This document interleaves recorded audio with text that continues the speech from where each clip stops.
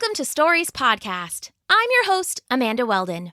Today's episode is called The Cat Bride, an adaptation of a Greek myth written for you by Daniel Hinds and performed for you by Kelsie Lee. Thanks! Enjoy the episode. The Cat Bride. Once upon a time, on the distant starry peak of Mount Olympus, two gods were having an argument. Of course, when people argue, they might shout or scream. They might stomp their feet and wag their fingers. They might even throw up their arms and leave the room in a huff. When the gods argued, though, it was something else entirely. The mountain shook like pudding. The clouds swirled darkly. The sky was slashed with thunder and lightning. Zeus could never help that last one. "I don't need to be reasonable," the old god said, slamming down his goblet and splashing a burgundy puddle over the stone tabletop. "You don't need to be reasonable when you're right!" Across the table, Aphrodite sighed, calmly shifting the flowing fabric of her dress away from the spreading spill. She was used to his bad behavior. "Zeus, even you aren't all-powerful. Changing how something looks doesn't change what's inside. You can't change a heart like you can change a shirt." "Pah!" spat Zeus, refilling his cup. "With a wag of my finger, I can turn a horse into a man and make him lecture philosophy. With a blink of my eye, I can make a wolf a woman and set her dancing. How is that not changing the heart of the thing?" Aphrodite sat back in her chair, an idea beginning to brew behind her beautiful, heavy-lidded eyes. "Yes," she said, her words nearly a purr. "You are quite talented. So you admit I'm right. I can change how something looks, which means I change how it acts." "Possibly," agreed Aphrodite. "Still, there's only one way to know for sure." Zeus grunted, emptying his goblet in one long gulp. Fingers of red liquid ran down his chin and stained his snowy beard. "What are you getting at? Speak plainly, child." "How about a bet?" she said. "I'll pick the creature, you perform the change, and we'll see in the end if your changes are more than skin deep. Loser has to fetch drinks to the winner." "Yes!" roared Zeus, who always loved a good bet. "Yes, let's do it now. Pick something." He stood up from the table and rolled up his sleeves. The air around him began to prickle and spit, and lightning leapt when he clapped his hands together. "Tell me, Aphrodite! Tell me who to change!" Aphrodite gazed down at the countryside. From the top of Mount Olympus, she could see clear across all of Greece, and it didn't take her long to find the perfect candidate. In the heart of the country, in a small farming town, there was a young man who was praying to Aphrodite at that very moment. She was the goddess of love, after all, and that's what the young man wanted, a love to be his bride. And near the young man, snacking on a field mouse, was a scruffy black cat, a cat who loved the young man because he always had a scrap or a pat to spare. "Perfect," whispered Aphrodite. She stood then, pointing across the hundreds of miles. "There, that boy. He is praying to me for a bride, and nearby is that black cat.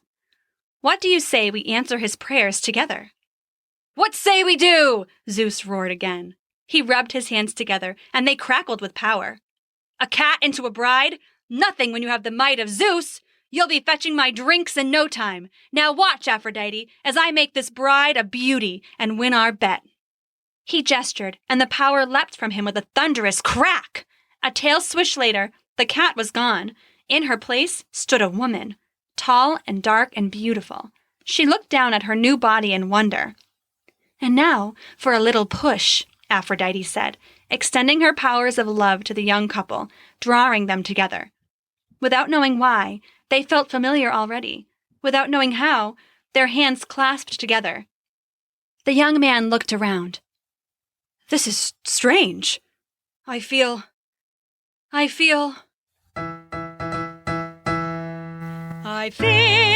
we go together like a lock and key. Trio. Our love would grow just like a tree. Trio. I feel you're the fairest maid I ever did see. Trio. Let's get married. Meowing. Let's get married. Meowing. Let's get married right now. I feel we go together like a lump in tea. Meow. Our love, sweet honey from a bee. Meow. I feel you set me wave reeling like a stormy sea. Let's get married. Let's get married. Let's get married right now. So with a little guidance from Aphrodite, the cat-turned woman and the young man were fast engaged. Of course, she and Zeus planned to attend the wedding in disguise, to see who had won their bet. Had Zeus truly changed who the cat was, or had he only changed her shape? They would soon find out. The wedding was small, as the town was small, but there was still a great feast in the old town center. They laid out long tables and benches, and people packed in to eat with their neighbors.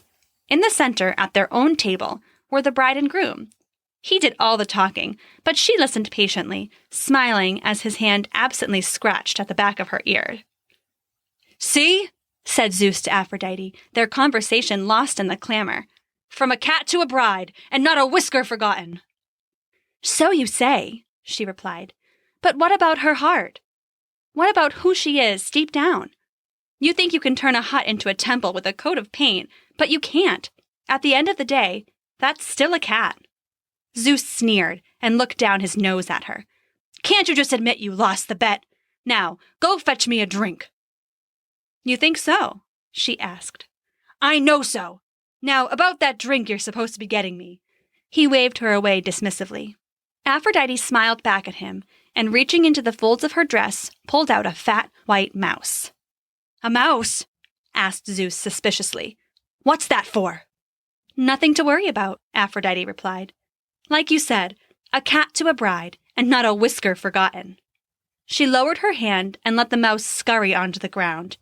It paused for a moment, sniffing the air, and then skittered across the center of the room, weaving around feasting feet and clattering carts. Everyone at the wedding seemed content to ignore the mouse. Everyone except the cat bride.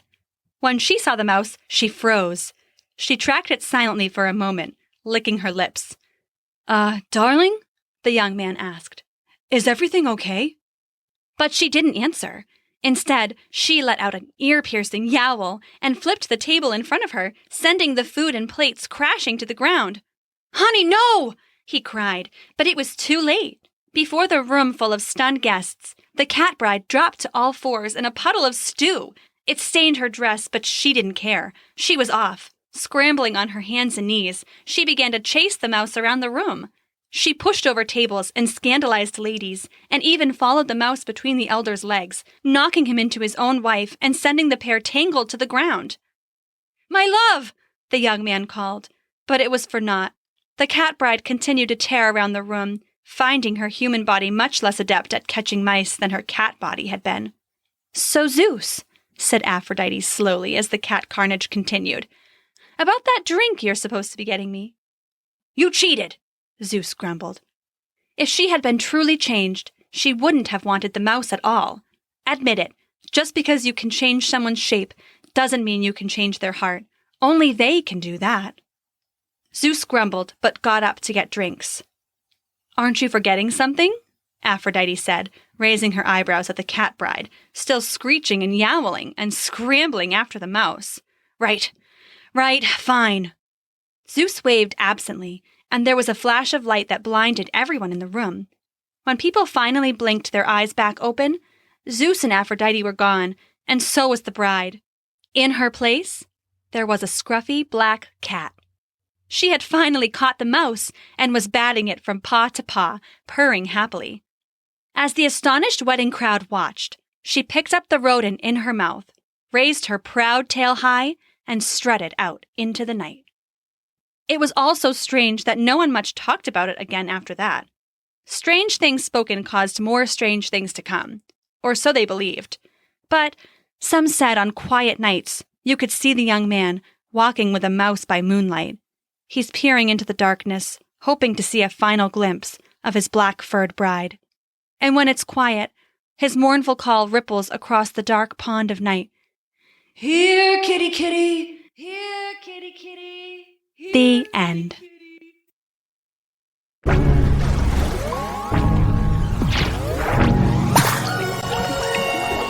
Thanks for listening.